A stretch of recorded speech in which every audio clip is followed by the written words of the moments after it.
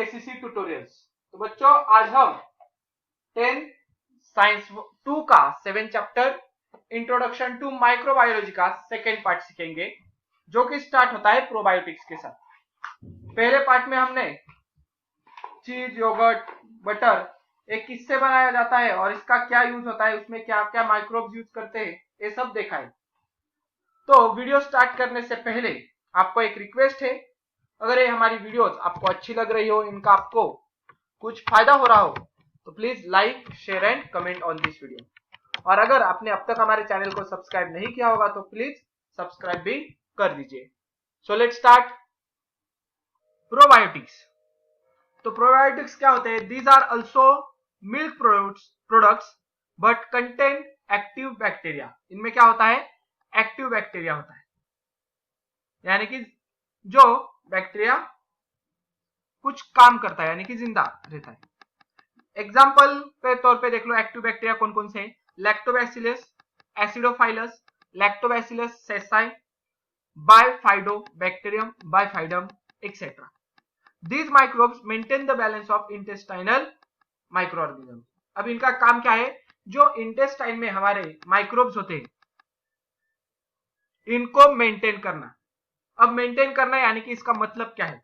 तो देख लो, that is increase the population of microbes helping the digestion. Digestion को हेल्प करने वाले यानी कि हमारे लिए यूजफुल जो माइक्रोब्स है, उनके पॉपुलेशन को बढ़ा देना, उनकी संख्या बढ़ा देना। And decrease the population of the harmful microbes. और जो हार्मफुल माइक्रोब्स है जैसे कि क्लॉस्ट्रिडियम, क्लॉस्ट्रिडियम से हम बीमार पड़ते हैं, तो क्लॉस्ट्रिडियम के माइक्रोब्स को मार डालना, और जो हमें यूजफुल है उनको बढ़ाना। Probiotic products are available in various forms like yogurt, kefir, sauerkraut that is pickle of cabbage, cabbage से बना हुआ pickle, dark chocolate, miso soup, pickles, oils, corn syrup, artificial sweeteners, microalgae that is seafood like spirulina, chlorella, blue green algae। अब probiotic products कौन कौन से? तो कौन कौन से प्रोडक्ट एक काम करने वाले, यानी कि हमारे यूजफुल माइक्रोब्स को कौन कौन से प्रोडक्ट बढ़ाने वाले? योगर्ट बढ़ाता है, कैफिर बढ़ाता है, सॉरक्रॉट यानी कि कैबेज का पिकल होता है, डार्क चॉकलेट आप खाते हो उसमें भी ये माइक्रोब्स होते हैं। ये सारे प्रोडक्ट्स के नाम हमें दिए हैं। आगे देख लो, why the by products have developed such importance in recent days. अब इनको इतना इंपॉर्टेंस क्यों मिला है, यानी कि प्रोबायोटिक्स का इतना महत्व क्यों है? तो देख लो, ये आपको क्वेश्चन आ सकता है, why the probiotics have developed much importance in recent days. तो इसका आंसर देख लो क्या है। These products form the colonies of useful microbes in elementary canal and control the microbes। अब क्या करेंगे, हमारा जो एलिमेंट्री कैनल होता है उसमें ये माइक्रोब्स क्या करते हैं? उनका पॉपुलेशन बढ़ा देते हैं। सिर्फ यूजफुल माइक्रो ऑर्गेनिज्म ही हमारे एलिमेंट्री कैनल में प्रोड्यूस होंगे इन प्रोडक्ट्स के कंजम्पशन से, यानी कि हम योगर्ट लेते हैं, नहीं तो डार्क चॉकलेट खाते हैं, तो हमारे एलिमेंट्री कैनल में हमारे यूजफुल माइक्रो ऑर्गेनिज्म तैयार होते हैं। And control the microbes and their metabolic activity. और वो क्या एक्टिविटीज करने वाले? ये भी प्रोबायोटिक्स कंट्रोल करते हैं। Improve resistance and lower the ill effects of the harmful substance formed during metabolic activities। अब हमारे शरीर में दिन भर जो जितनी सारी प्रोसेस होती है उनके दौरान कुछ वेस्ट प्रोडक्ट तैयार होता है, तो इन्हें जमा नहीं किया जाता, और इस वेस्ट प्रोडक्ट में जितने सारे हार्मफुल माइक्रो ऑर्गेनिज्म तैयार होते हैं उनको मिटाने का काम ये प्रोबायोटिक्स करते हैं। Useful microbes become inactive due to the antibiotics. Probiotics make them active again. अब जो हमारे यूजफुल माइक्रो ऑर्गेनिजम्स है, यानी कि जिनकी हमें जरूरत है, जब हम एंटीबायोटिक्स लेते हैं, कुछ भी एंटीबायोटिक्स यानी कि जब आप बीमार होते हैं तो एंटीबायोटिक्स की गोलियां देते हैं, नहीं तो सलाइन के द्वारा आपको आपके शरीर के अंदर एंटीबायोटिक्स भेजते हैं। तो ये क्या करते हैं? इन यूजफुल माइक्रोब्स को इनएक्टिव यानी कि स्लीपिंग पोजिशन में भेजते हैं, और जब हम प्रोबायोटिक्स लेंगे तो वो अगेन वो यूजफुल माइक्रोऑर्गेनिज्म स्लीपिंग पोजीशन से एक्टिव हो जाते हैं। So nowadays probiotics are used for treatment of diarrhoea and treatment of poultry also. Poultry में डायरिया जब होता है हमें, नहीं तो पोल्ट्री बिजनेस है, उसमें क्या करते हैं? प्रोबायोटिक्स का बहुत ज्यादा मात्रा में यूज किया जाता है। देन नेक्स्ट है ब्रेड। अब ब्रेड भी कैसे बनता है, तो फर्मेंटेशन से बनता है।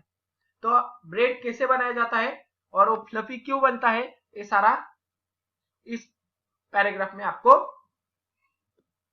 सिखाया है। Different types of bread are produced from flour of cereals, यानी कि गेहूं का अलग अलग सीरियल्स के डफ से, फ्लोर से, उनके फ्लोर से क्या ब्रेड बनाते हैं, जिसे हम ब्राउन ब्रेड कहते हैं, व्हाइट ब्रेड कहते हैं। मैदे से जो बना होता है व्हाइट ब्रेड, जो व्हीट से बना होता है ब्राउन ब्रेड। अलग अलग फ्लोर से अलग अलग ब्रेड बनते हैं। डफ is form by mixing baker yeast, मगर उसमें क्या ऐड करते हैं फ्लोर में, फ्लोर यानी कि आटा, उस आटे में क्या मिक्स करते हैं हम, तो बेकर ईस्ट। अब बेकर ईस्ट क्या होता है, सैक्रोमाइसिस सिरिबिस, उस आटे में क्या ऐड करेंगे, बेकर ईस्ट। बेकर ईस्ट कौन सा, सैक्रोमाइसिस सिरिबिस। देन उस आटे में वाटर ऐड करेंगे, सॉल्ट ऐड करेंगे and other necessary material with floor, और जो कुछ चाहिए, कुछ ब्रेड्स में टूटी फूटी वगैरह भी डाल देते। Due to the fermentation of carbohydrate, अब फर्मेंटेशन ऑफ कार्बोहाइड्रेट होगा और कौन करेगा, बाय द ईस्ट। ईस्ट क्या करता है, फर्मेंटेशन करता है। Sugar is converted into carbon dioxide, sugar का किसमें कन्वर्जन होता है, तो कार्बन डाइऑक्साइड और इथेनॉल में। Dough rises up due to the CO2 and bread become spongy, और जितने ज्यादा मात्रा में कार्बन डाइऑक्साइड तैयार होगा उतना वो डफ बड़ा फ्लफी हो जाता है, उतना ही स्पॉन्जी बनता है। एंड ब्रेड बिकम स्पॉन्जी, यानी कि उतना वो इजीली डाइजेस्ट कर सकते हैं। ऐसा ही सेम जो हमारा केक का बेस होता है उसमें भी ऐसा ही है।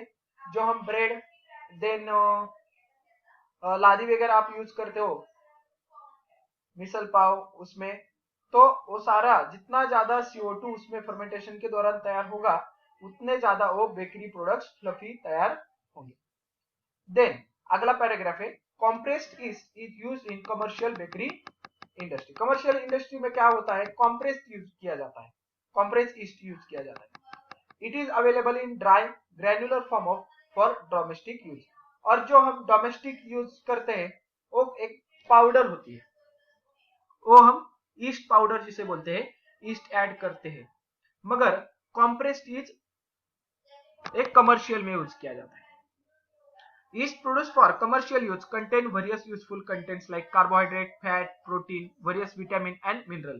कमर्शियल वाले ही ईस्ट में carbohydrate, fat, protein, vitamin, mineral यानी कि लगभग सारे न्यूट्रिएंट्स होते हैं।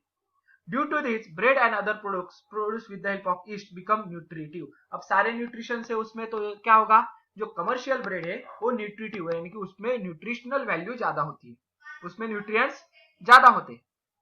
Ingredients like vinegar, soya sauce, monosodium glutamate, that is जिसे हम अजीनोमोटो कहते हैं, चाइनीज प्रोडक्ट्स में ज्यादा यूज होता है। तो मोनोसोडियम ग्लूटामेट जिसका एक कॉमन नेम है Ajinomoto, that are used in presently popular Chinese food are produced by microbial fermentation। तो ये सारा क्या करेंगे हम, विनेगर, सोया सॉस, जो हम चाइनीज प्रोडक्ट्स में यूज होता है, vinegar, soya sauce and Ajinomoto, ये सारा क्या है, माइक्रोबियल फर्मेंटेशन से ही बनाया जाता है।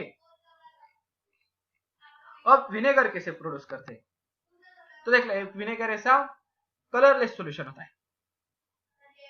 Vinegar is used in each country of the world to impart sour taste to the food material, यानी कि सार टेस्ट फूड मटेरियल को आने के लिए हम विनेगर यूज करे जाते हैं। एंड विनेगर दूसरे काम क्या है विनेगर का, for preservation of pickle, sauces, ketchup, chutney etcetera. तो देख लो, पिकल रहता है अलग अलग, मैंगो पिकल वगैरह, sauce, red chilli sauce, green chilli sauce, tomato ketchup रहता है। देन चटनीज, तो शेजवान चटनी ले लो, कुछ मूंगफली की चटनी होती है। तो उसमें क्या होता है, ये चटनीज को प्रिजर्व करने के लिए हम उसमें विनेगर डालते हैं, जिसके कारण वो ज्यादा समय तक टिकता है। तो इसमें एक और बात मैंने, that is vinegar is 4% acetic acid, that is acetic acid का है CH3COOH। विनेगर को ही हम क्या कहते हैं, acetic acid. Vinegar contains acetic acid. Ethanol and alcohol is obtained by fermentation of carbon compound like fruit juices, maple syrup, sugar molasses, starch of roots with the help of yeast saccharomyces cerevisiae. अब ethanol, ये देख लो यहाँ पर भी ethanol तैयार होता है, ऊपर कार्बन डाइऑक्साइड और इथेनॉल तैयार होता है। वैसे ही विनेगर के दौरान, विनेगर के फर्मेंटेशन के दौरान भी इथेनॉल तैयार होता है। कैसे तैयार होता है? तो फर्मेंटेशन ऑफ कार्बन कंपाउंड्स। और कार्बन कंपाउंड्स कौन कौन से होते हैं? तो fruit juice, maple syrup, maple के सिरप देखे होंगे आपने, बॉटल्स आती है जो हम ज्यादा से ज्यादा समर्स वगैरह में ज्यादा यूज करते हैं maple syrup. Then sugar molasses, जो शुगर के गन्ने का बचा हुआ हिस्सा होता है वो। Then starch of fruits. तो इसमें फर्मेंटेशन किसकी मदद से होगा? तो एक ईस्ट होता है that is called saccharomyces cerevisiae. Next देख लो, नेक्स्ट पेज पे देख लो, mixture of bacterial strains like acetobacter and gluconobacter is mixed with ethanol for its microbial degradation. यानी कि अब इथेनॉल तो हमें लगने वाला नहीं, फूड प्रोडक्ट्स में हम इथेनॉल नहीं चाहिए हमें, तो क्या करते हैं, इस इथेनॉल को हटाने के लिए, फ्रूट प्रोडक्ट्स से बाहर निकालने के लिए हम उसमें बैक्टीरिया ऐड कर देते हैं। तो कौन से बैक्टीरिया काम आते हैं इसमें? एसिटोबैक्टर नहीं तो gluconobacter. Acetic acid and other by products are obtain through it. और इस प्रोसेस के दरमियान जब बैक्टीरिया ऐड करते हैं तो इस प्रोसेस के दरमियान acetic acid and other by products, कुछ और प्रोडक्ट्स तैयार होते हैं। Acetic acid is separated by mixture of rare fraction, और रेयर फ्रैक्शन इस मेथड की मदद से हम उस एसिटिक एसिड को विनेगर से बाहर निकाल देते हैं। Acidic acid is bleach with the help of potassium ferrocyanide. Then acidic acid को ब्लीच करेंगे यानी कि मिक्स करेंगे पोटेशियम साइनाइड के साथ। देन इट इज पास्चराइज्ड, उसको पास्चराइज करेंगे। Finally very small amount of acetic gas is mixed, और इस पोटेशियम फेरोसाइनाइड से पास करने के बाद, उसका पास्चराइजेशन होने के बाद, उसमें खूब छोटी मात्रा में एसिटिक गैस से जब हम उसको पास करते हैं तो बन जाता है विनेगर। ये इतनी सारी प्रोसेस होती है विनेगर तैयार करने के लिए। Soya sauce is produced by the fermentation of mixture of floor of wheat or rice and soybean with the help of fungus aspergillus oryzae। अब बात आती है कि सोया सॉस कैसे तैयार किया जाता है। जो ब्लैक कलर का सॉस होता है, देख लो चाइनीज प्रोडक्ट में आपने घर पे मंचूरियन वगैरह चाइनीज प्रोडक्ट्स बनाते हो, नूडल्स वगैरह बनाते हो, तो सोया सॉस ब्लैक कलर का एक सार टेस्ट वाला सॉस होता है। तो वो कैसे बनता है? तो व्हीट और राइस का फ्लोर लेते हैं, यानी कि गेहूं नहीं तो चावल का आटा लेंगे, और उसके साथ सोयाबीन का भी फ्लोर लेंगे, उसको मिक्स करेंगे और उसमें एक फंगस ऐड करेंगे। उस आटे में हम एक फंगस ऐड करेंगे। कौन सी फंगस? तो एस्पेरेगिलस ओरेसी। अब ये फंगस ऐड करने के बाद उसका फर्मेंटेशन होगा, और फर्मेंटेशन के कारण सोया सॉस बन जाता है।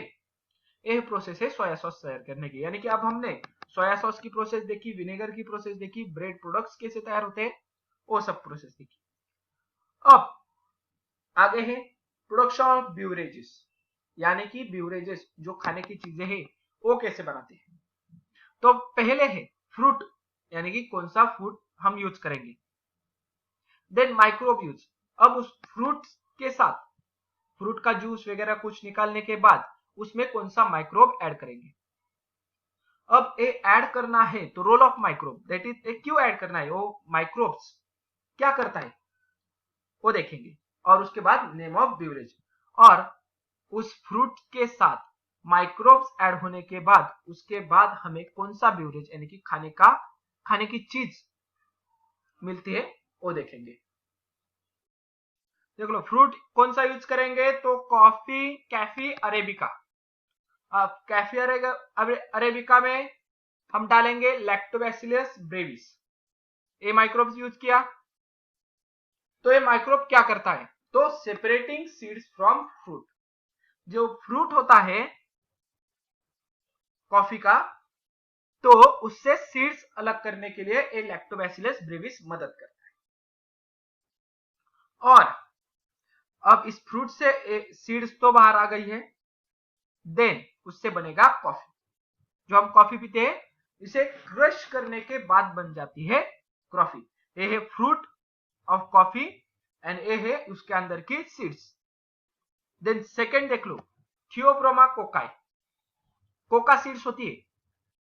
तो देख लो कोका का फ्रूट लेंगे जिसे बोलते हैं थियोब्रोमा कोका, ये फ्रूट लेंगे, उसमें हम माइक्रोब्स डालेंगे, कैंडिडा, हेंसुनेला, पीचिया एंड सैक्रोमाइसिस, ये 4 माइक्रोब्स उसमें डाल दिया हमने। तो ये भी काम क्या करता है, सेपरेटिंग सीड्स फ्रॉम फ्रूट, यानी कि कोका सीड से ये पीछे जो आपने देखा है फूल वो है फ्रूट, उसको कट करने के बाद अंदर मिलती है हमें कोका सीड्स, और इससे हम कोका वगैरह कोका कोला में जो यूज किया जाता है, देन चॉकलेट्स वगैरह में यूज किया जाता है, तो एक कोका सीड से ही बन जाता है सारा। देन थर्ड वन है ग्रेप्स। अब ग्रेप्स आपने देखे तो उसमें डालते हैं हम सैक्रोमाइसिस सिरिविस, कौन सा डालते हैं माइक्रोब, सैक्रोमाइसिस सिरिविस। अब ये सैक्रोमाइसिस करता क्या है, तो फर्मेंटेशन ऑफ जूस, यानी कि ग्रेप्स का जो जूस बन जाता है उसको फर्मेंटेड करते हैं, और उसके फर्मेंटेशन से ही ग्रेप्स के जूस के फर्मेंटेशन से ही वाइन बनती है।